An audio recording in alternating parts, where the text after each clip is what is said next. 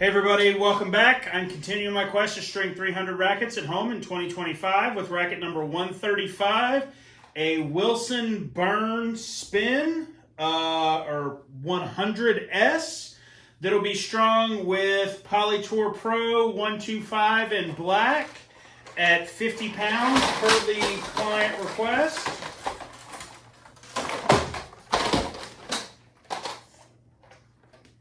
And of course, the reel's all cracked up. And the reel hit the camera.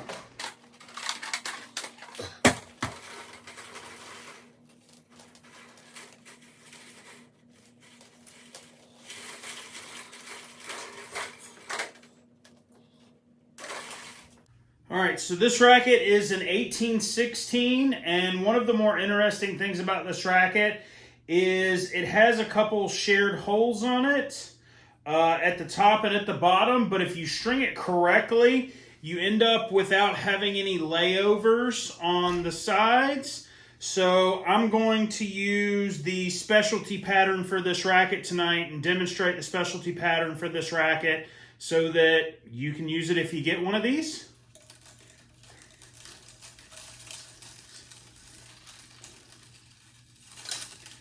All right, so part of the specialty pattern is you string it as a one piece. And I'll be honest, my string measurement overall is probably a little off on this. I'll probably have a few extra feet of cross because I don't remember off the top of my head. It's been so many years since I've actually strung one of these. Don't remember off the top of my head exactly what the measurement is to create a good one piece on this. And since it's coming off a reel, I can kind of afford to use a little extra string and not be super worried about it.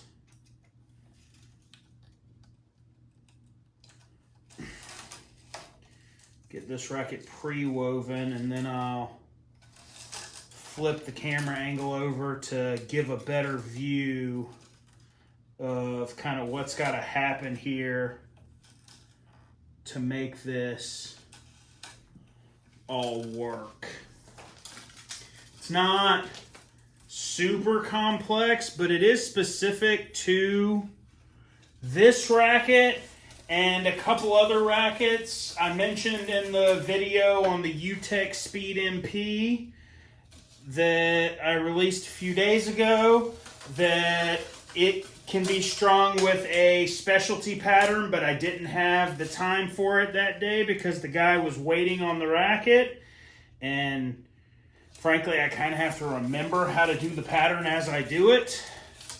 But this racket's very similar with the shared holes, and you can run that same pattern on this racket.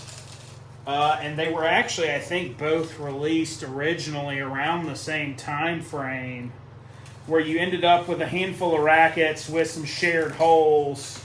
One being the burn that you see here, but different paint job when it was released years ago. Another one being the Speed MP, the Speed... I feel like the Pro had shared holes as well. The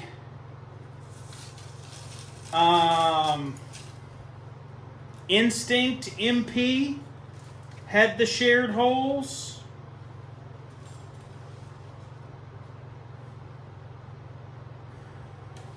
We'll have to see if that looks right when I get out to it, because I am not certain that that is absolutely correct on that long side, but we'll see when I get there.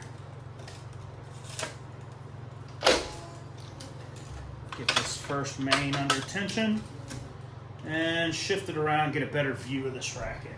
All right, I'm gonna not use the tilt function while I'm stringing this racket to make it a little more easily visible, make it easier to see what's going on here. It's still, your mains are your mains. String them as you normally would. As you know, if you've been watching any of my videos for any period of time, I pre-weave my mains so that typically they go a little quicker once we start pulling here. This is an 18 by 16 pattern on this racket. It's very spin friendly. It's pretty tough on strings. It's pretty easy to play with, kind of regardless of level. But because it is so spin friendly, there are a lot of things that you kind of can't do with it. Like you're not going to hit an approach shot and really like flatten it out to create a forcing shot from your opponent. You're going to have to go heavy on the spin and try to kick it way up to make it tough on your opponent.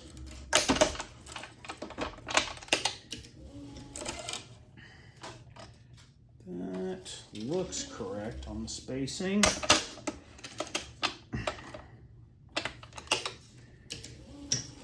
And it actually appears this pattern may be different from the old one. I'm curious, I'm gonna have to count it up once I got the mains in.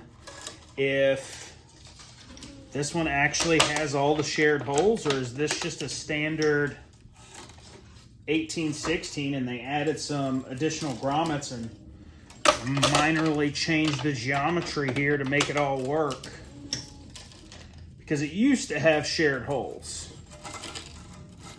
back in the day, like, I don't know, 10 years ago. Because we had a girl on the South Carolina team that actually played this racket.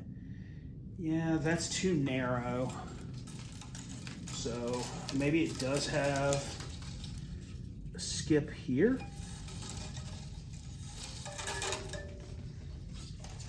That looks correct on the angle.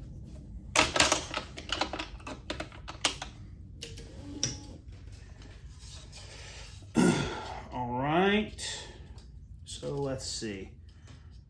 1, 2, 3, 4, 5, 6, 7, 8, 9, 10, 11, 12, 13, 14. Okay, so something is shared. 1, 2, 3, 4, 5, 6, 7, 8, 9, 10, 11, 12, 13, 14, 15, 16. Where is the share on this racket? Is it the bottom? Because those look like they could be shared holes.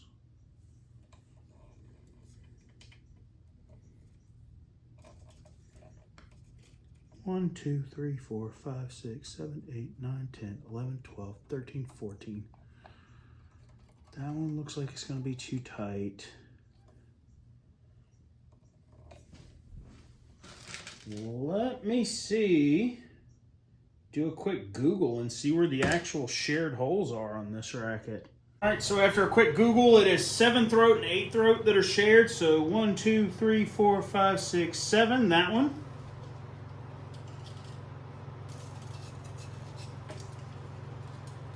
So this hole here is a share. And let's see.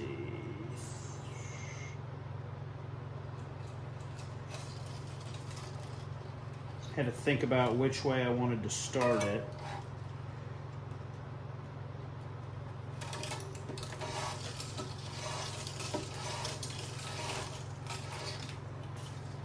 Right, and then your top cross, because this is an even, they're going to be opposite.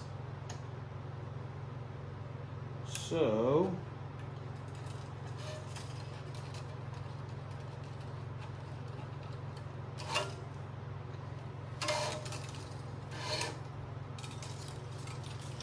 top cross is opposite of the bottom cross. You're under here. Well, let's use this one. You're over here. You're under there, so you're good to go with the even number of crosses on the spin pattern racket. And then you'll come back through this hole, your very next hole. So you've done your bottom cross like you normally would in your around the world pattern. And then you're going to go straight in to your next hole that's shared, which is 8 throat on this racket. You're going to weave that across, and it's going to be opposite of the one just in front of it. So it's going to be opposite of your bottom one, because that's how tennis rackets are. You'll pull all that string across, and it'll create a little stack here. Pull tension. And you'll now notice you're on the wrong side from your short side. You're still missing a main out here. So what you'll do right here is you will come back across one more time. Again, opposite of your last cross, always opposite of the previous cross.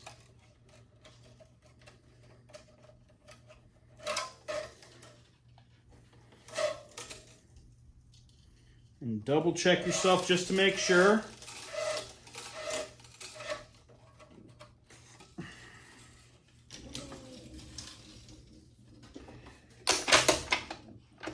So you've put in your bottom 3 crosses, and then you still have an outside main to run here. So you'll run that up with your long side.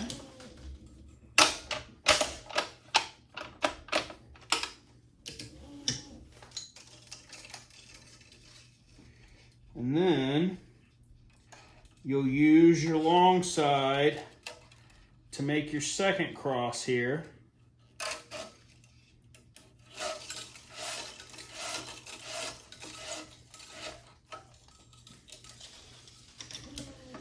Bring your machine clamp from the bottom, put it on that second cross, and then go ahead and count your crosses again just to double check everything, make sure you're on the right track. So 1, 2, 3, 4, 5, 6, 7, 8, 9, 10, 11, 12, 13, 14, 15, 16. All you got to do is keep stringing down the string bed with your long side now, and hope that you counted right on the top and bottom, which, since they are uneven, they should be odd, so they should be different from one another. So again, bring your long side across, and I'll go ahead and run another with my long side, so I'm one ahead on this next pull, so I can stop with this hard weave for a second before it gets really difficult once the string bed starts to get a little tighter down there, since you've already got 3 bottom crosses and 3 top crosses in.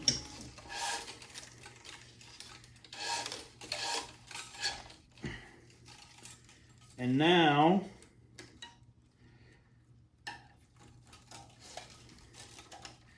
get your one more soft weave going across, even though it's not really a soft weave because you've already got so much in there, so much counter pressure. Your far side clamp is now your lowest clamp, so you can pull knot tension on your short side that you've got held up there with your starting clamp.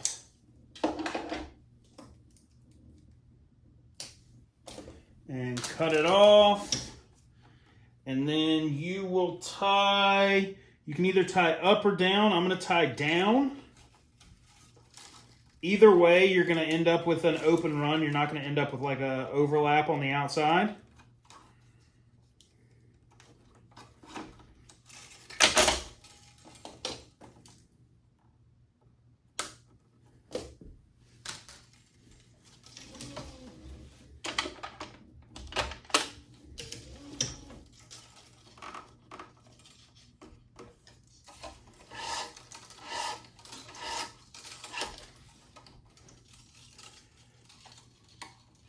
And now you're just weaving your way down.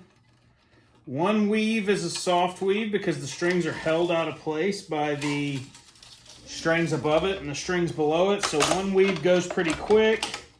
The other one is going to be sort of hard. It's not going to be terrible because the pattern is so open.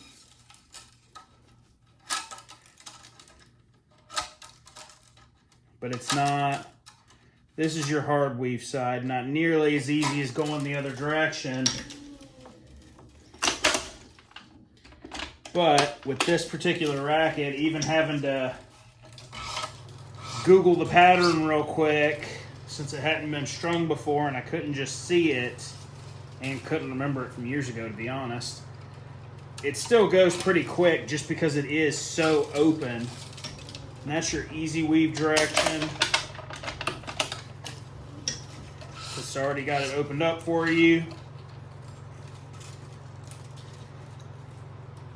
So the reason you do it this way is because of the layovers it creates on the outside of the frame.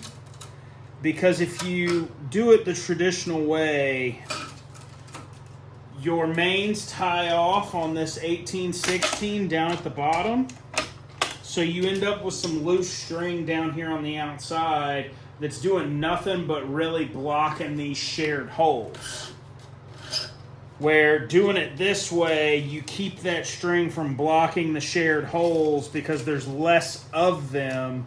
So you just end up with your standard like single stack where you have one string sitting on top of the other outside of the frame instead of having to cram two strings under another string.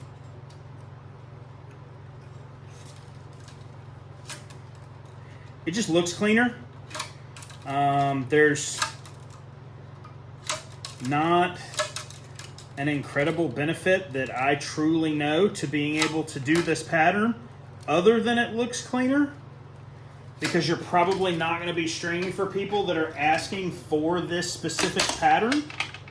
I forget exactly who the player was, but when the Speeds or Instinct, whichever one it was from Head at the time, and I say whichever one, it was both of them, but whichever one it was that the guy played, he would specifically ask for a one-piece stringing with this specific pattern because it created less layovers on the outside of the racket and because it legitimately just looked better on the frame edge. And, you know, you give the players what they want, so you do what he asks for.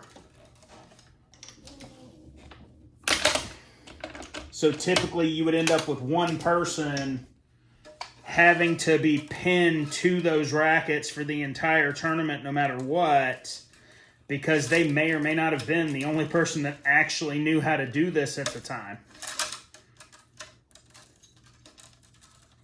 Even though it's not, from my understanding, it's not a super new thing. I mean, this has been around, this type of like, I'll call it a box pattern's been around since like wooden rackets. It's just not an incredibly common around the world methodology. So that's your final hard weave there.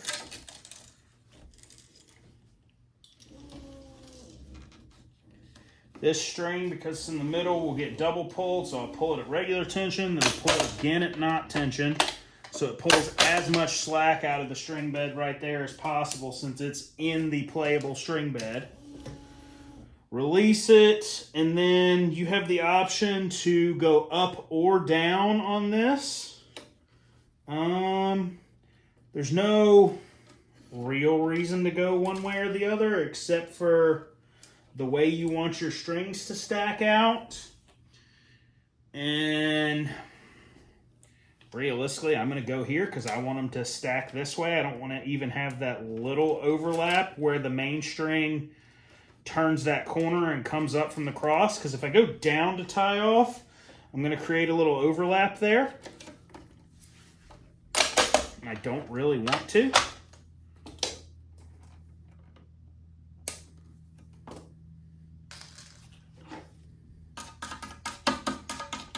Straighten these up.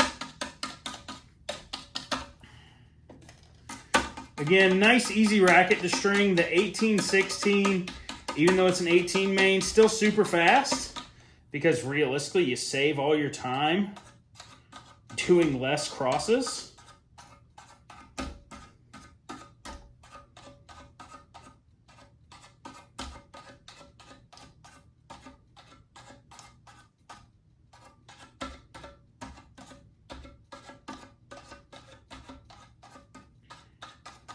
atypical, but having to push the strings more down for the most part this time rather than pulling them up, because they were kind of curving down as I went through the string bed due to the counter pressure. But these will move a lot because it is such an open pattern.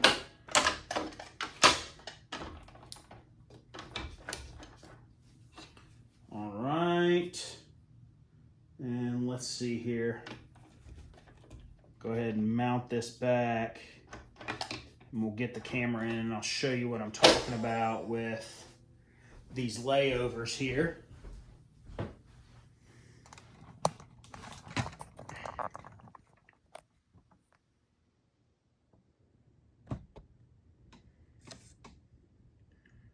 All right, so you can see how the string lays on the side of the racket here.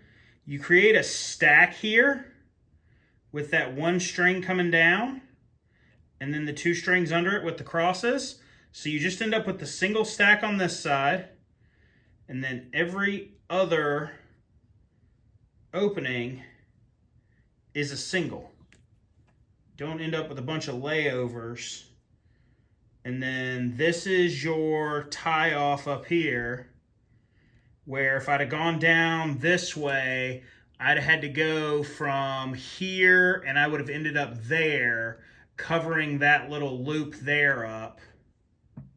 Covering that little loop, I'd have had to go from here to there to cover that up. So I went the other way to there, and then you end up with a little double stack right here at the bottom, instead of also having that whole mess down the whole other side, the same way as you did on the one side. Racket 135 on the year complete. A burn 100 spin, got a couple shared holes here.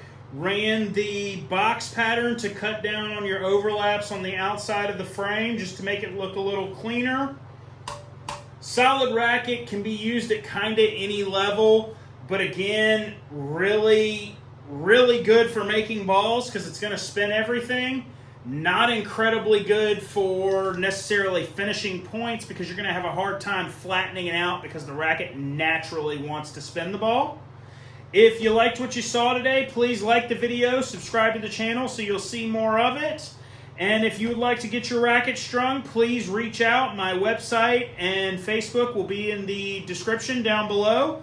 I'd love to string a racket and make a video for you. Thanks for watching. See you next time.